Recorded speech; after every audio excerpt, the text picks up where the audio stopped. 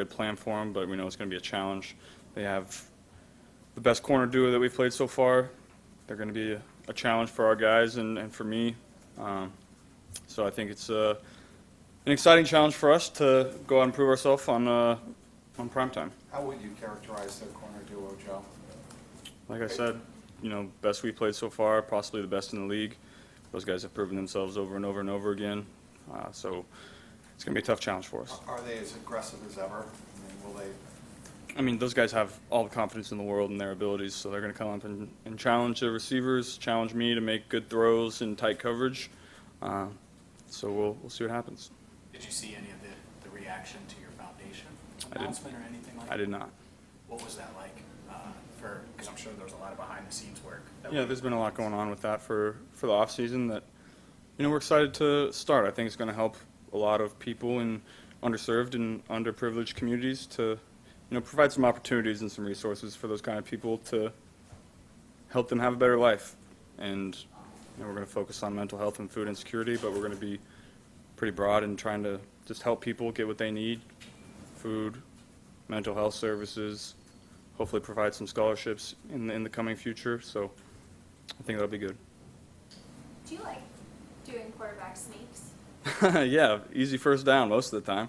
Why do you think that that's not more of something that you guys do in these 3rd and 1 and 4th and 1 situations on the goal line? We call it a lot. Just depends on the look that the defense gives us, whether we end up running it or not. A lot of quarterbacks have said it looks a lot easier than it actually is to execute. Yeah. Would you agree with that? Why? Yeah, those guys are pretty big in there. How often do y'all, I guess, so you go up, basically read the front, and then you have a check out of that, you're correct, you guys? Something like that. Yeah. How big a factor is Marcus Williams? You want the whole play call? I mean, I'll take it. How big a factor has Marcus Williams been on the back end for them? Their whole secondary has been playing really well for him. He's a rangy safety that you have to be aware of where he's at when you're throwing the ball down the field, because he can get involved in some plays that a lot of safeties can't.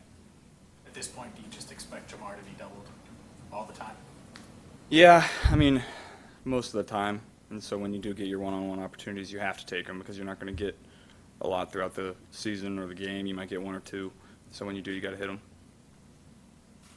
How have you felt in the pocket through the 4 games? As the offensive line is now, maybe it looks like they're getting a little bit more chemistry. How have you felt back there as you're kind of going through reads? Yeah, it's getting better and better and better. The last game was pretty close to perfect, in my opinion. And when you have that kind of time, we're going to be able to find receivers, and I'm going to keep getting better. Receivers going to keep getting better. O-line's going to keep getting better, and so we're just going to keep building on this thing. That game in Baltimore last year, I'm sure you guys were confident training camp going into the year, but was there an affirmation that came with that game? Was that when you guys kind of really realized that last year's team could be special? Yeah, I would say that's accurate. We had a good season up to that point, but when we went into Baltimore and beat them the way we did, it kind of proved to ourselves that we were who we thought we were, and we just built from that point on, and looking to have that same thing happen this season. Going back to your foundation, I know when you gave your Heisman speech 3 years ago, you mentioned Athens, Ohio, and food insecurity. Was that sort of the turning point where you really started to think about, acting on that and launching the foundation, or how long has that kind of been in the works for you? Yeah, I knew I wanted to start it eventually. Just, this year happened to be the right time. We were coming off a big season that, if you started at that time, you can get a lot of funding, just because of how high profile we were at the time. That could help a lot of people, and so it was the perfect time to do it. I knew I wanted to do it eventually, and so we worked all off season to make it happen. Growing up in Athens, seeing that firsthand, were there specific moments where it really impacted you, where you wanted to do this, later on in the future? It's tough to say when you're growing up, because you don't know anything when you're growing up. You're just there and you notice things, but you don't really understand. And then when you look back on some experiences that happened that maybe you kind of brushed off when you were little, you kind of realized that those people just didn't have a lot, and so they were doing what they could to get by. And so that that was a realization that I had really towards the end of my college career. How much pride do you take, Joe, in taking command in the huddle? Joe Mixon was saying on Monday that there's a certain look you have when the game's on the line or a big play needs to be made, that you are in complete control. Yeah, the huddle is, the center sets the huddle, but, I'm calling the play, and so as a quarterback you have to have a presence. You have to take control of that huddle so everyone is locked in, listening to the play, and you have to have a loud voice because sometimes you're playing on the road, and they're not going to be able to hear. There's going to be 80,000 fans screaming, and so you have to take control of that and make it yours in order to have success, I think. Did you reach out to Tua at all? I did.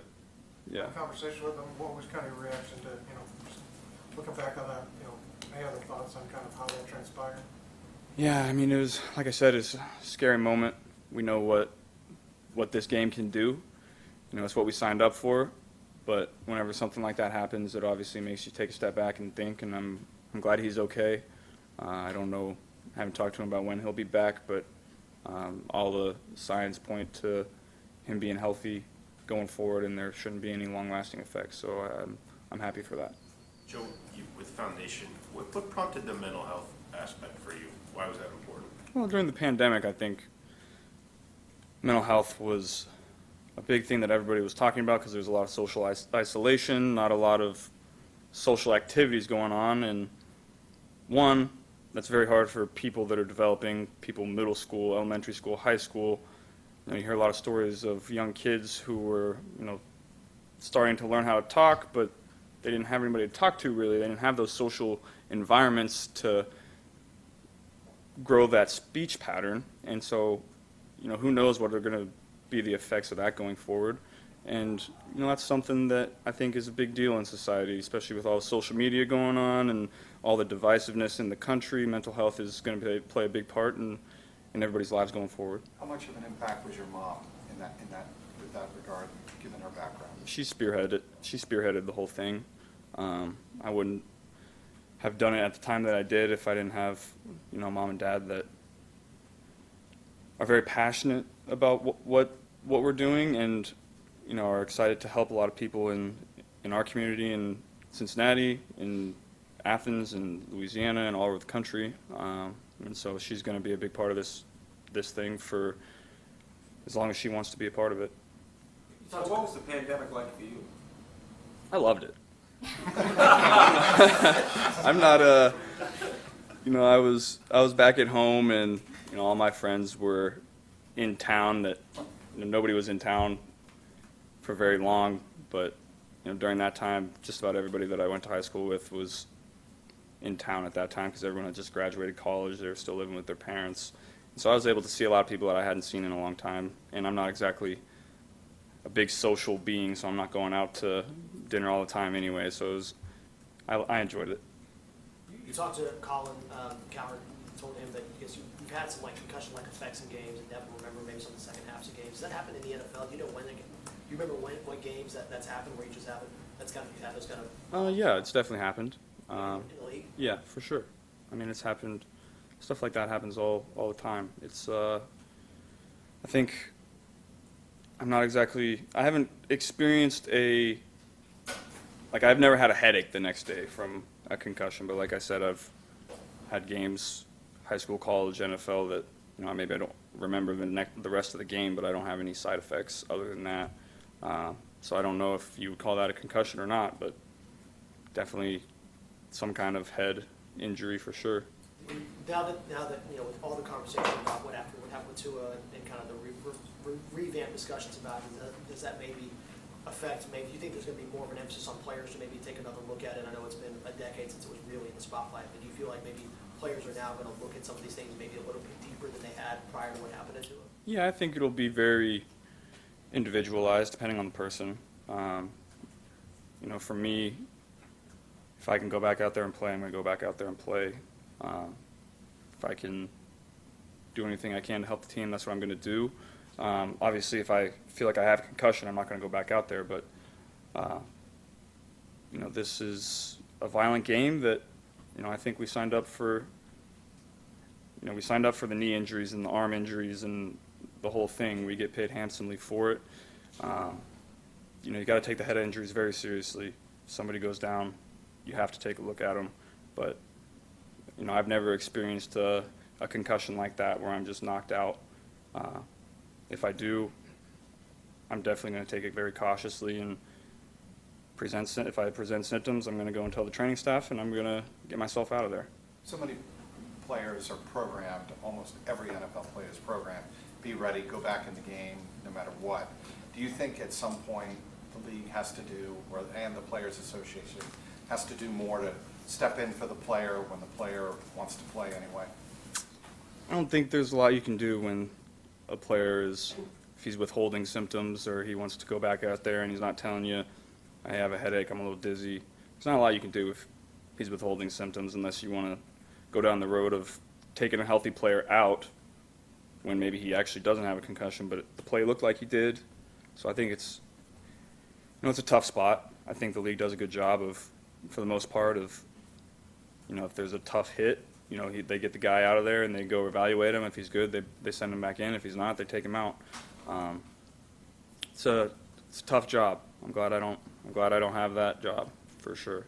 Is it scary when you have had those moments the next day that you couldn't recall? Maybe the first time, but I wouldn't call it scary, no. That's unfortunately part of the game we play. When you say you have those moments, or if you're able to elaborate on that at all, is it like when you're watching film, you at first don't know what you're watching, or is it more just like a fuzzy recollection of the game itself? Yeah, it's more of a fuzzy recollection. You don't remember the individual plays, but you remember what happened in the game. Joe, in May in the podcast you had talked about the Ravens are kind of mouthy, that I don't initiate it, but I'm more than willing to respond to it. Talked about the huge numbers that you and Jamar put up against them. What do you expect their level to be, and how will you respond? We know what kind of team they are. They're a really good team. It's going to be a tough divisional rival game, and that's part of football. Talking smack, going out there. I mean, that's what I love about the game. And I got a lot of friends on that team that I went to college with, played with. It's all love at the end of the day, but it'll definitely be intense. Aside from that secondary, what's the key to maybe being successful against that defense, or anything that particularly that you have to do well against Baltimore that maybe other teams don't require? Yeah, you got to protect the ball, and there's the main thing. I know I say that every game, but I think they lead the league in turnovers right now with 10. And so if we can limit those turnovers, I think we'll be able to move the ball up and down the field. They do a great job of getting pressure, getting tips at the line of scrimmage, and capitalizing on those opportunities. So we're going to have to protect the ball, run the ball well, and can't get behind like we did in the first two games. I know he obviously doesn't defend you, but a lot of people are looking at Lamar Jackson's contract situation and watching it closely for you. And I know you're obviously not worried about that right now, but are you a fan of Lamar Jackson's game, and have you been paying attention to all of what's going on with that contract situation? I have not paid attention to the contract, but I love watching him play. I mean, it feels like every couple minutes he just makes a play where he makes your jaw drop. And, I mean, you look at the defense, like, what are we supposed to do with that guy? And I think he's really improved throwing the football down the field. And, I mean, he's one of the premier players in our league that I love watching because I can't do everything that he can do. And so when you have a guy like that I think it's good for the league. You have people like me that kind of win in a certain way, and then you have guys like him and Mahomes and Josh that win in a different way. It's just a great time for the league to have players like that and quarterbacks that have so much varying skill sets that every game you're watching looks a little different. And I think that's great for the league. How do they turn it over? How do they turn it over? They got 10. Do they turn it over with pressure? Do they turn it over with secondary? How do A little bit of everything. Their secondary does a great job of capitalizing on the ones that you throw them. They're going to catch it. Defensive line does a great job of getting their hands up if they don't win immediately on the rush. They're going to sit back and try to tip the ball to create turnovers. That's a big part of it. So you got to get the ball out quickly, but always be aware that 6'9" Calais Campbell is going to be there with his big mitts in the passing lane sometimes, and you got to be aware of that. You mentioned all the quarterbacks and their varying styles of play, but what's the common denominator? I mean, everyone you mentioned, wins football games. So what's the common denominator that they have that is the telling factor? They make plays when it counts down the stretch. In this league, everybody's so good that most games are going to be tight going into the fourth quarter. It matters what you do down the stretch. Those guys are all clutch players that make unbelievable throws and unbelievable plays at the end of games to help their team win. There's a lot of talk last week about what it's like to play in a home environment like you all ended up getting, prime time at home, the white jerseys and all that. What is it like, the inverse, playing in that type of environment on the road at prime time? Yeah, you got to be great with your communication. Got to be loud in the huddle. Got to be great with your signals. Because if you let the crowd dictate what you can and can't do at the line of scrimmage, then it's going to be a long day for you. So we got to be good with our signals and communication at the line. Patrick Queen, did he talk more trash in practice at LSU or in the games for the Ravens? More trash in practice for sure. What was that like practicing against him then and then seeing him on the other side? I love Patrick. He was my locker buddy at Ohio State or at LSU. So we talked all the time. Got in a couple scuffles, and that kind of bonded us a little more. So I love Patrick. Love talking to him after every game that we play against him. A couple scuffles. How did that happen? Maybe I'll leave that one out.